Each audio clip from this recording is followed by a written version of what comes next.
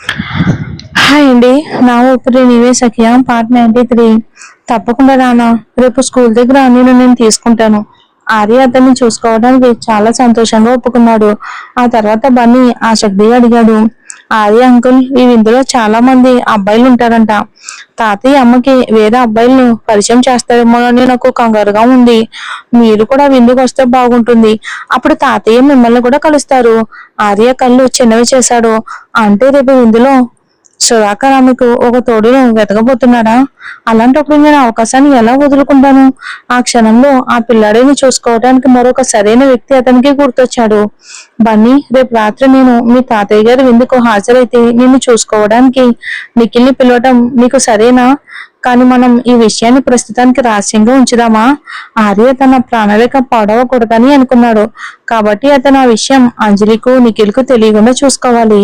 సరే, తప్పకుండా. ఆ పిల్లాడు ఇప్పుడు ఆర్యకి అల్లరిలో తోడుగా మారిపోయాడు అని స్పష్టంగా తెలిసిపోయింది. పాపం నిఖిల్కి తెలియదు. తొందరలోనే అతను తన అన్నయ్య అంజలి ప్రేమను పొందడానికి సహాయం చేస్తే ఇక ఒక పిల్లాన్ని చూసుకునే వ్యక్తిగా మారిపోతున్నాడని. అంజలి టేబుల్ మీద 2 ప్లేట్ల మోమోలు పెట్టి మరీ 2 ప్లేట్లు తేవడానికి వంటగదిలోకి వెళ్ళింది. ఇంతలో టేబుల్ దగ్గర కూర్చున్న ఆర్య బన్నీకి ముందుగా తయారు చేసిన సాస్ లో మోమోలను ముంచుకుని తినడం మొదలు పెట్టారు. ఇక ఆ రోజు కొన్న మోమోలని అంజలి వండేసింది. అవి సరిగ్గా ముగ్గురికి సరిపోయాయి. భోజనం తర్వాత ఆర్య బన్నీని తీసుకుని షికారుకి కిందకి వెళ్ళగా అంజలి ఇల్లు శుభ్రం చేసింది. పనులన్నీ అయ్యాక ఆమె సోఫాలో కూర్చొని ఆలోచనలో పడిపోయింది. మేము ఒక ముగ్గురున్న కుటుంబంలో ఉన్నామని నాకు ఎందుకు అలా అనిపిస్తుంది? అకస్మాత్తుగా మీకు ఆర్య ఇంతకు ముందు కావేరితో కలిశాడు అనే విషయం గుర్తొచ్చింది. అంజలికి లోపల ఒక వర్ణించలేని భావన పొంగుకొచ్చింది. సుకుమార్ నిలయం తోటలో ఆర్యని హత్తుకున్నప్పుడు కావేరి వారి రాత్రి గురించి ఎలా వర్ణించిందో ఆమెకు గుర్తొచ్చింది. ఆర్య ఆమెపై ఎందుకు అలా ప్రవర్తించాడో ఆమె చెప్పింది. అది కావేరికి మరుపురాని నమ్మశక్యంగాని ఉద్వేగభరితమైన రాత్రి అని క్లియర్ గా తెలుస్తుంది. అంజలి తన తలలో మెదులుతున్న ఆలోచనలను విదిలించుకోవటానికి ప్రయత్నిస్తూ అకస్మాత్తుగా కళ్ళు మూసుకుంది. అది ఆమెకు 5 ఏళ్ల క్రితం ఎవరో తెలియని ఒక డబ్బు కోసం తోడుండే అబ్బాయితో గడిపిన రాత్రిని గుర్తు చేసింది. ఆ రాత్రి అంతా పూర్తిగా స్పృహలో ఉన్నప్పటికీ అతని పేరు గాని ముఖం గాని తనకు తెలియదు. ఆ మగాడికి పెద్ద దృఢమైన శరీర ఆకృతి అని, ఆమె ఎదిరించలేనంత బలం ఉందని ఆమెకు గుర్తుంది. ఆ సమయంలో అతను విచక్షణ కోల్పోయాడు. మానవత్వం లేనివాడిలా ఉన్నాడు. ఆ రాత్రిని గుర్తు చేసుకున్నప్పుడల్లా అంజలి శరీరం మొత్తం వణిగిపోతున్నట్టు అనిపిస్తుంది. ఈ సంఘటన స్త్రీ పురుషుల మధ్య జరిగే వాంఛ పట్ల ఆమెలో హృదయపూర్వక అసహ్యం కలిగించింది. ఆమెకు పెళ్లి చేసుకోవడానికి నిరాకరించడం కేవలం అలాంటి విషయాల పట్ల ఆమెకున్న మానసిక విరక్తి వల్లే కదూ. ఈ సంఘటన ఆమెకు శారీరకంగా కూడా గాయపరిచింది.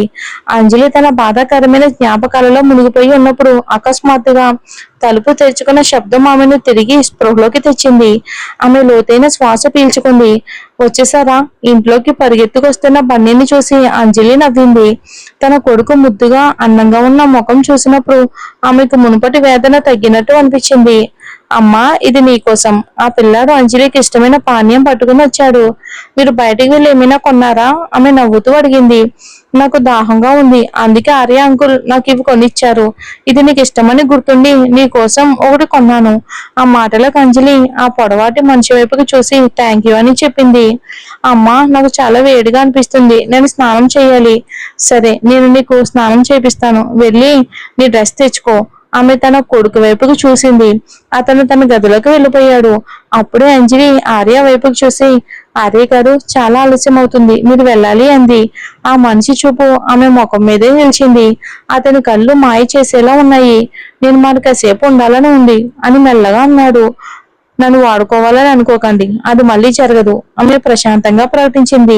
నేను మళ్ళీ అతని తంత్రాల్లో పడను. ప్రతిసారి ఆమెపై చేతులు వేయగలిగేంత అదృష్టవంతుడు కాలేనని ఆర్యకి కూడా తెలుసు.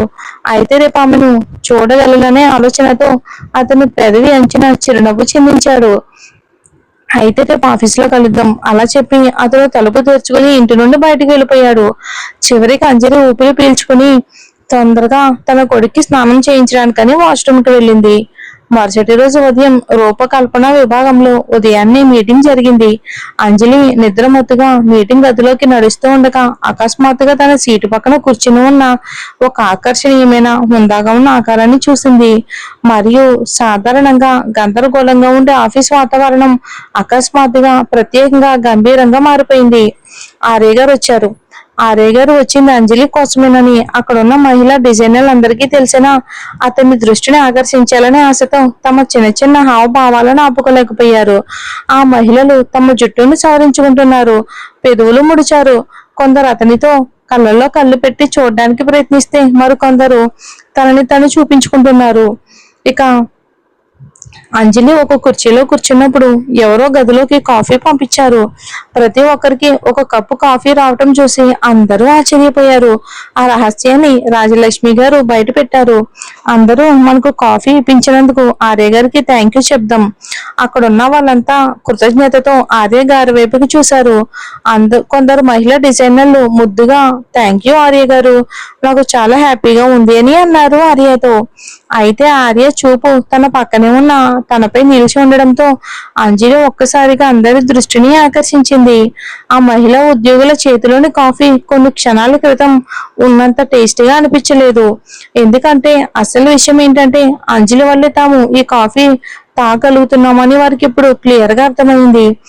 ఇంతలో షాప్ అమ్మకాల విశ్లేషణ నివేదికను చదువుతున్న అంజలి ఒక సిప్ కాఫీ తాగింది. ఇది ఆమె పక్కనే ఉన్న మనిషి కళ్ళల్లో ఒక చిరునవ్వును మెరిపించింది. అక్కడ ఉన్న వారందరూ అతని ప్రతిస్పందనను స్పష్టంగా గమనించారు.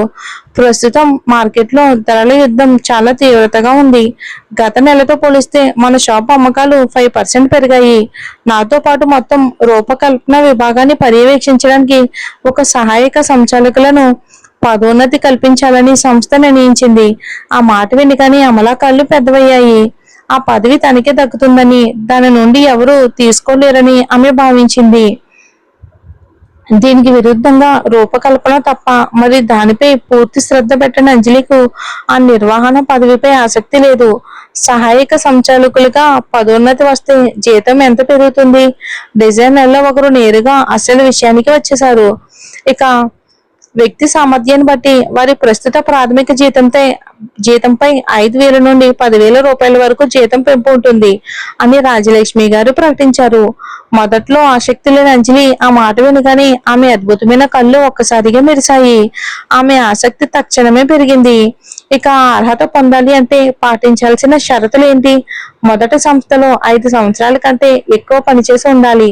రెండవది, వారి రూపకల్పన నైపుణ్యాలను మేము సమీక్షిస్తాం. మూడవది, జట్టుగా పనిచేసే స్ఫూర్తిని కలిగి ఉండాలి. మార్కెట్ సరళిని అర్థం చేసుకోవాలి మరియు మార్కెట్ అవసరాలను విశ్లేషించాలి. ఆ మాట వినగానే అంజలి కళ్ళల్లోని వెలుగు తగ్గింది. ఆమెకు ఎదురుగా కూర్చొని అమలా నవ్వి కావాలని ఆమెకు గుర్తు చేసింది. అంజలి, నువ్వు సంస్థలో చేరి 2 నెలలు అయ్యింది. నీకు మొదటి షరతే వర్తించదు. అంజలికు కోపం వచ్చినా ఆమె ఏమీ అనలేదు. అప్పుడే ఆమె పక్క నుండి ఒక గంభీరమైన మగ గొంతు వినిపించింది. అంజలి సహాయక సంచాలకుల పదోన్నతి పొందుతుంది. అంజలి ఒక్కసారిగా తన వైపుకు తల తిప్పింది. కానీ ఆర్య గారు రాజలక్ష్మి గారి వైపుకు చూస్తూ ఈ విషయం మానవ వనరుల విభాగానికి తెలియచేయండి అని ఆజ్ఞాపించారు. అధికారి కేవలం ఒక మాటతో అంజలికు పదోన్నతి ఇస్తారని ఊహించని రాజలక్ష్మి ఇబ్బందిగా నవ్వింది. తప్పకుండా ఆమె పదవి మార్పు గురించి ఆ విభాగానికి తెలియచేస్తాను. ఆ మాటతో వారికి ఎదురుగా కూర్చున్న అమల ముఖం కోపంతో పాలిపోయింది. మిగతా డిజైనర్లు ఆశ్చర్యపోయారు. అంజలికి అంత గొప్ప పలుకుబడి ఉందా? ఈ రోజు ఆర్య గారు మీటింగ్ వచ్చింది కేవలం మనందరి ముందు ఆమెను సహాయక సంచాలకులుగా కల్పించడానికేనా? కానీ ఇది అన్యాయం. ఆర్య గారు, మిగతా ఉద్యోగులు కూడా సరైన అవకాశం ఇవ్వాలి కదా? అమల ధైర్యంగా ఎదురు చెప్పింది. మీరు ఇలా మినహాయింపు ఇచ్చి ఆమెకు పదోన్నతి ఇస్తే ఇతరులను ఒప్పించడం కష్టం అవుతుంది. అమల తన అసమ్మతిని వ్యక్తం చేయగానే సమావేశ గదిలో వాతావరణం ఒక్కసారిగా గంభీరంగా మారిపోయింది. ఆర్య గారు కనుబొమ్మలు ముడివేసి ఆమె వైపుకు పదునైన చూపు విసిరాడు. నా నిర్ణయాన్ని వ్యతిరేకిస్తున్నావా? లేదు, నేను కేవలం ఇది ఒక సంస్థకు నియమ నిబంధనలు ఉండాలి అని అంటున్నాను. అమల భయంతో తడబడడం మొదలుపెట్టింది. ఆమె ముఖం సిగ్గుతో ఎర్రబడింది. అంజలికు పదవి ఒక్కసారిగా ఆకర్షణీయంగా ఏమీ అనిపించలేదు. తన సొంత కృషితో ఆ పదవిని సంపాదిస్తే పర్వాలేదు, కానీ ఇలాంటి మినహాయింపుతో కూడిన నిజంగా ఇతరులకు అన్యాయం. పైగా మీకు ఆ మనిషికి రుణపడి ఉండటం అసలు ఇష్టం లేదు. ఆర్య గారు, నేను ఈ పదవిని అంగీకరించను. దయచేసి రాజలక్ష్మి గారిని మరింత సరైన వ్యక్తిని ఎంచుకొనివ్వండి. అంజలి హేతుబద్ధంగా జోక్యం చేసుకుంది. ఆర్య గారి చల్లని చూపు మొదట అమలాపై ఉండగా ఇప్పుడు అంజలిపై పడింది. కానీ ప్రస్తుతం అతని కళ్ళల్లో నిరాశ ఛాయలు కనిపించాయి. ఆమె ఈ అనవసరమైన విషయాల గురించి ఎందుకు పట్టించుకుంటుంది? ఆమెకు ఎక్కువ డబ్బు సంపాదించాలని లేదా? అయితే ఇలా చేద్దాం.